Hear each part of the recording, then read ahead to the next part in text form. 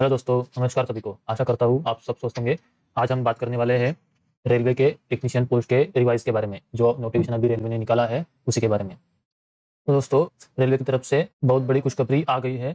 जो टेक्नीशियन के पद, जो 9,000 प्लस पद पे वैकेंसी निकली थी, वो अभी बढ़कर 14,298 हो गई है।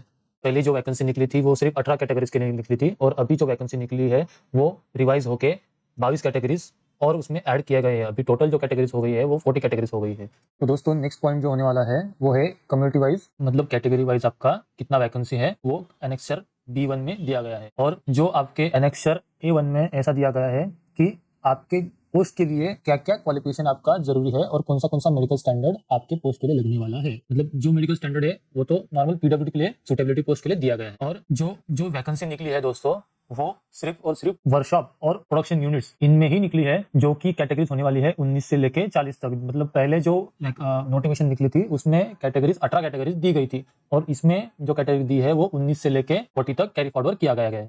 नेक्स्ट जो पॉइंट दिया गया है दोस्तों, तो वो है आपका ये फॉर्म कब चालू होगा भरने। तो दोस्तों, नेक्स्ट पॉइंट जो दिया गया है वो है जो फ्रेश कैंडिडेट है उनके लिए ये फॉर्म अप्लाई कब चालू होगा और कितने दिन के लिए रहेगा। तो ये जो दोस्तों जो फ्रेश कैंडिडेट है उनके लिए ये 15 दिन के लिए ये लिंक खुलने वाली है, और ये लिंक ओपन रहते ही आपको फॉर्म भरना है। जो फ्रेश एलिजिबल कैंडिडेट है, मतलब जो भी एजुकेशनल क्वालिफिकेशन और जो मेडिकल स्टैंडर्ड में और सुटेबिलिटी ऑफ पोस्ट में जो बैठते हैं, वही 15 दिन के अंदर अप्लाई कर सकते हैं। और जो एग्जिस्टिंग कैंडिडेट है, मतलब जिन्होंने लास्ट वैकेंसी में, लास्ट नोटिफिकेशन में अप्लाई कर दिया था, उनको अभी फिर से वेबसाइट ओपन होने वाला है उनके लिए भी। जब फ्रेश कैंडिडेट के लिए लिंक ओपन होगा तो वही 15 दिन की पीरियड में एग्जिस्टिंग कैंडिडेट के लिए भी लिंक ओपन होगा, तो उसमें वो अपना प्रीफरेंस, पोस्ट के लिए प्रीफरेंस और उनका सिलेक्टिव आरआर भी सिलेक्ट कर सकते हैं। अगर उनको चेंज करना होगा तो जोन चेंज कर सकते हैं। और ये जो पोस्ट होने वाला है दोस्तों, ये सिर्फ वर्कशॉप और प्रोडक्शन यूनिट का होने वाला है। तो नेक्स्ट है दोस्तों एनेक्सर A1। तो एनेक्सर A1 में जो दिया गया है वो है आपका मिनिमम एजुकेशनल क्वालिफिकेशन, और आपका जो मेडिकल स्टैंडर्ड कौन सा होना चाहिए वो आपको दिया गया है। तो जो टेलीकम्युनिकेशन में ग्रेड 3 टेक्नीशियन है उसके लिए मेडिकल स्टैंडर्ड आपका बताया गया है वो है C1, और उसके एजुकेशनल क्वालिफिकेशन जो दिया गया है वो है 10+ ITI। तो ये जो वैकेंसी जो निकली है सभी पोस्ट के लिए, उसमें ITI वालों की तो बल्ले बल्ले ही है, ये तो आप मान के ही चलिए। तो जो पहला पोस्ट है टेक्नीशियन ग्रेड 3 टेलीकम्युनिकेशन, उसके लिए मिनिमम एजुकेशन होना चाहिए 10+ ITI, और ITI जो होना चाहिए वो इलेक्ट्रीशियन में और इलेक्ट्रॉनिक्स मैकेनिक में और वायरमैन में या इलेक्ट्रिक फिटर में होना चाहिए। और आपका अगर अप्रेंटिस है तो आप इसमें अप्लाई कर सकते हैं, और अगर आप तो फिर भी आप अप्लाई कर सकते हैं। तो दूसरा जो पोस्ट है दोस्तों, तो वो कारपेंटर का है, ग्रेड 2 टेक्नीशियन इन कारपेंटर मैकेनिकल। तो दूसरा पोस्ट के लिए आपका मेडिकल स्टैंडर्ड भी C1 ही रहेगा, और जो मिनिमम क्वालिफिकेशन आपका 10+ ITI, जो कि ITI जो होना चाहिए वो कारपेंटर और फर्नीचर और कैबिनेट मेकर में होना चाहिए, और 10+ अप्रेंटिस वाला भी इसमें अप्लाई कर सकता है। Technician grade 3 diesel electrical workshop, इसमें भी मेडिकल स्टैंडर्ड आपका C1 होने वाला है, और आपका जो मिनिमम क्वालिफिकेशन है वो है 10+ electrician oblique mechanic auto electric and electronics oblique wireman oblique electronics mechanic. अगर ये ट्रेड में आपने ITI किया हुआ है तो आपका ये पोस्ट के लिए आप अप्लाई कर सकते हैं। दूसरा नेक्स्ट पोस्ट है दोस्तों टेक्नीशियन ग्रेड 3 इलेक्ट्रिकल में। तो इसके लिए भी आपका सेम मेडिकल स्टैंडर्ड होना चाहिए, और जो एजुकेशनल क्वालिफिकेशन है वो मैक्सिमम तो एजुकेशनल वो 10+ ITI तो रहेगा ही, लेकिन सिर्फ आपका जो चेंज होगा इसमें ट्रेड्स का चेंज होगा, इलेक्ट्रीशियन, वायरमैन, इलेक्ट्रॉनिक मैकेनिक और मैकेनिक पावर इलेक्ट्रॉनिक और मैकेनिक मैकेट्रॉनिक्स। इतना आपका एजुकेशनल क्वालिफिकेशन होना चाहिए, फिर आप इसमें अप्लाई कर सकते हैं। नेक्स्ट जो पोस्ट होने वाली दोस्तों उसमें है director technician electrical power train lighting workshop. ये भी वर्कशॉप का ही पोस्ट है दोस्तों। तो इसमें भी मेडिकल स्टैंडर्ड सेम है, और जो आपका मिनिमम क्वालिफिकेशन है वो 10+ ITI में electrician, wireman, mechanic, HT, LT equipment and cable jointing, electronic mechanic, ये ट्रेड आप अप्लाई कर सकते हैं इन पोस्ट के लिए। और नेक्स्ट जो पोस्ट होने वाला दोस्तों वो है इलेक्ट्रॉनिक मैकेनिक के लिए। दो इलेक्ट्रॉनिक मेडिकल स्टैंडर्ड तो मैक्सिमम पोस्ट का सेम ही होने वाला है, और जो एजुकेशनल क्वालिफिकेशन है वो 10+ ITI में जो ट्रेड है दोस्तों वो इलेक्ट्रॉनिक मैकेनिक पावर इलेक्ट्रॉनिक्स, और इतना ट्रेड इसमें होने वाला है। और नेक्स्ट जो पोस्ट है दोस्तों वो है टेक्नीशियन ग्रेड 3 ब्रिज में। तो वो उसके लिए एजुकेशनल क्वालिफिकेशन है 10+ ITI जो होना चाहिए फिटर या फिटर स्ट्रक्चरल या वेल्डर में होना चाहिए। और जो तो ये पोस्ट में भी आपका जो एजुकेशनल क्वालिफिकेशन है वो तो 10+ ITI तो होने वाला है। सिर्फ ITI में जो ट्रेड है वो है fitter, mechanic design, mechanic repair maintenance of heavy vehicle, mechanic automobile, advance diesel engine, mechanic motor vehicle और ट्रैक्टर मैकेनिक, वेल्डर और पेंटर। ये जो ट्रेड है वही इस पोस्ट के लिए अप्लाई कर सकते हैं। आगे का पोस्ट है दोस्तों मैकेनिकल वर्कशॉप में। ये जो पोस्ट होने वाला दोस्तों इसमें आप 10+ ITI, और जो ट्रेड है ITI में वो fitter, welder, machinist grinder, mechanic, mechatronics, Turner, operator, advance machine tool, CNC programmer कम ऑपरेटर। इतना ट्रेड आप अप्लाई, इतने ट्रेड के लड़के इसमें अप्लाई कर सकते हैं। इतने ट्रेड के विद्यार्थी इसमें अप्लाई कर सकते हैं। आगे का जो है वो है मल्टी स्किल फिटर। तो मल्टी स्किल के लिए फिटर तो इंपॉर्टेंट है ही, और आगे का जो ट्रेड है वो है बिल्डर और मशीनिस्ट। ये 3 ट्रेड इसके लिए अप्लाई कर सकते हैं। जो भी 10+ ITI मिनिमम क्वालिफिकेशन आपका रहेगा ही, जस्ट जो चेंज होने वाला है वो है आपका ITI का ट्रेड। ITI का ट्रेड अगर जो ITI के ट्रेड के हिसाब से ही आप पोस्ट सिलेक्ट करना है। जो आगे का पोस्ट है दोस्तों वो है इलेक्ट्रिक टेक्नीशियन शेल में। तो इसमें भी आपका फिटर और वेल्डर ही है। इलेक्ट्रिशियन फिटर मैकेनिकल में भी आपका फिटर ट्रेड ही है। मेडिकल स्टैंडर्ड आपका सेम होने वाला है सभी पोस्ट के लिए ज्यादा से ज्यादा। और जो नेक्स्ट पोस्ट है रिगर के लिए भी आपका जो ट्रेड है वो रिगर और फिटर होने वाला है। टर्नर के लिए जो पोस्ट है वर्कशॉप के लिए, उसके लिए आपका ट्रेड टर्नर होना चाहिए। ब्लैकस्मिथ के लिए आपका जो SMT में जो पोस्ट है उसका जो मेडिकल स्टैंडर्ड तो मैक्सिमम ट्रेड का आपका सेम होने वाला है मैक्सिमम पोस्ट के लिए। और जो ट्रेड होने वाला है वो है फोर्जर एंड हीट ट्रीटर, वो ब्लैकस्मिथ के लिए। मशीनिस्ट जो ट्रेड है, मशीनिस्ट जो पोस्ट है उसके लिए आपका जो होने वाला है machinist Turner mechanic machinist grinder, विद्यार्थी इसमें अप्लाई कर सकते हैं। टेक्नीशियन ग्रेड 3 क्रेन ड्राइवर में भी जो है मैकेनिक मोटर व्हीकल MMV ये ट्रेड अप्लाई कर सकता है। ये ट्रेड के विद्यार्थी अप्लाई कर सकते हैं। Material handling and equipment come operator ये ट्रेड के अप्लाई कर सकते हैं। नेक्स्ट जो है पोस्ट वो है मिल राइट। तो मिल राइट में दोस्तों जो ट्रेड होने वाले हैं वो मिल राइट मेंटेनेंस मैकेनिक और mechanic machine tool maintenance, machine advance mechanic tool maintenance, इतना जो ट्रेड है इसमें अप्लाई कर सकता है। जो पेंटर है उसमें आपका पेंटर जनरल और डोमेस्टिक पेंटर, इंडस्ट्रियल पेंटर ये होने वाला है दोस्तों। RAC ट्रेड है दोस्तों, RAC पोस्ट है। RAC पोस्ट के लिए भी आपका RAC तो होना जरूरी है। RAC मैकेनिक, इलेक्ट्रिशियन, वायरमैन और इलेक्ट्रॉनिक्स मैकेनिक ये ट्रेड आपका होना अनिवार्य है, तभी आप ये RAC पोस्ट के लिए अप्लाई कर सकते हैं। नेक्स्ट पोस्ट है टेक्नीशियन ग्रेड 3 ट्रिमर में जो है वर्कशॉप का ही पोस्ट है। इसमें टेलर या अपहोल्स्टर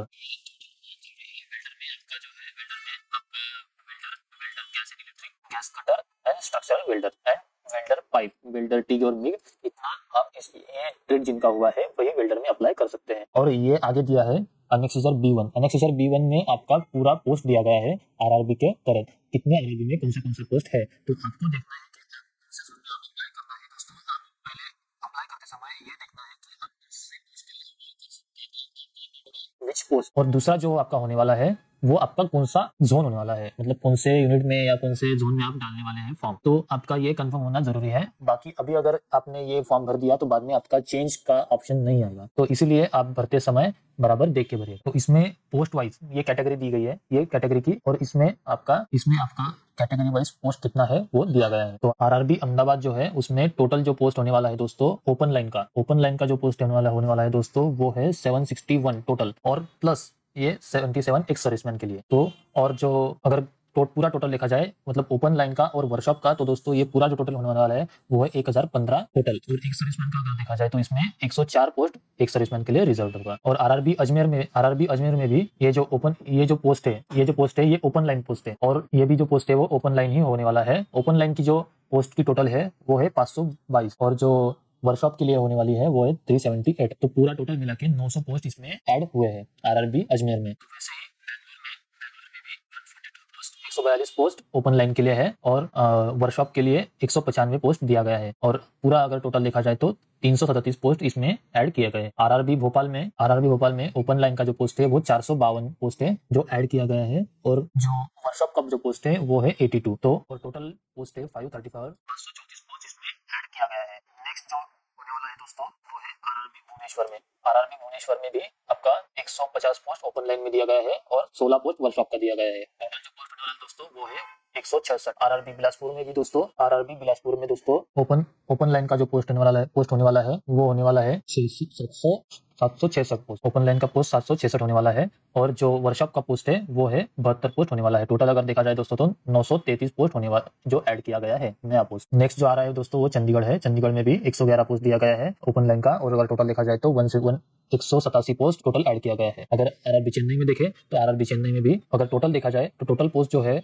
वो है 2716 पोस्ट है। अगर गोरखपुर में अगर देखा जाए दोस्तों तो गोरखपुर में अगर टोटल पोस्ट देखा जाए तो टोटल पोस्ट आपको 419 देखने को मिलेगा। और जो है गुवाहाटी में दोस्तों, गुवाहाटी में भी 764 पोस्ट भी नया ऐड किया गया है। जो नेक्स्ट है दोस्तों RRB जम्मू एंड श्रीनगर में आपका अगर टोटल देखा जाए दोस्तों तो 721 पोस्ट ऐड किया गया है। RRB कोलकाता में 1098 पोस्ट ऐड किया गया है RRB कोलकाता में। और RRB मालदा में अगर देखेंगे दोस्तों तो RRB मालदा में आपका टोटल अगर पोस्ट देखा जाए तो टोटल पोस्ट आपका 275 ऐड किया गया है। और अगर आप देखेंगे तो दोस्तों RRB बॉम्बे में, RRB मुंबई में अगर देखें तो RRB में जोन 2 आते हैं, एक सेंट्रल रेलवे आता है और एक वेस्टर्न रेलवे आता है और साउथ सेंट्रल रेलवे भी जो मुंबई जोन में ही आता है। तो इसमें अगर देखा जाए दोस्तों तो इसमें आपको 1200 ओपन लाइन का ही पोस्ट देखने को मिलेगा और आपका अगर टोटल पोस्ट देखा जाए दोस्तों तो 1883 पोस्ट जो ऐड किया गया है वो देखने को मिलेगा। अगर आरआरबी मुजफ्फरपुर का अगर बात करेंगे दोस्तों तो इसमें टोटल का जो पोस्ट है मतलब ओपन लाइन का और एसएमटी का अगर होगा तो वो 113 पोस्ट है। अगर आरआरबी पटना में है दोस्तों तो वो ओपन लाइन का ही पोस्ट है, इसमें वो है 221 पोस्ट। प्रयागराज में अगर देखेंगे दोस्तों तो प्रयागराज का जो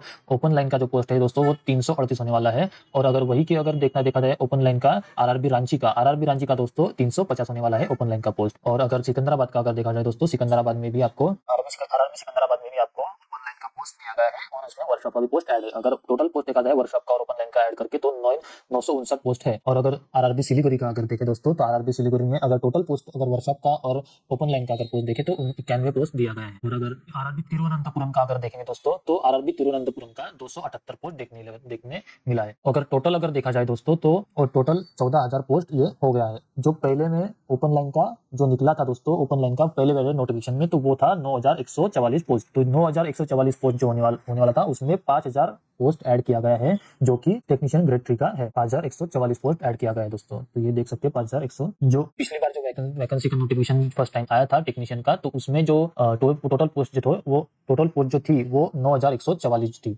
और अगर अभी का अगर देखा जाए दोस्तों जो अपडेटेड जो वैकेंसी है तो 9,000 प्लस 5,154 तो ये टोटल मिला के 14,298 पोस्ट हो रहा है। तो ऐसे ही करके अलग आप फॉर्म भरते वक्त ध्यान रखिएगा कि आपके जोन बराबर चूज करना है। दूसरा जो पॉइंट है आपका दोस्तों तो एजुकेशनल क्वालिफिकेशन के हिसाब से आपका पोस्ट आपने बराबर सिलेक्ट करना है। तो धन्यवाद दोस्तों। अगर आपको हमारा वीडियो अच्छा लगा हो तो आप लाइक कर दीजिएगा और सब्सक्राइब करके रखिएगा क्योंकि आगे भी मैं इसी तरह की वैकेंसी के बारे में अपडेट डालते रहूं। धन्यवाद।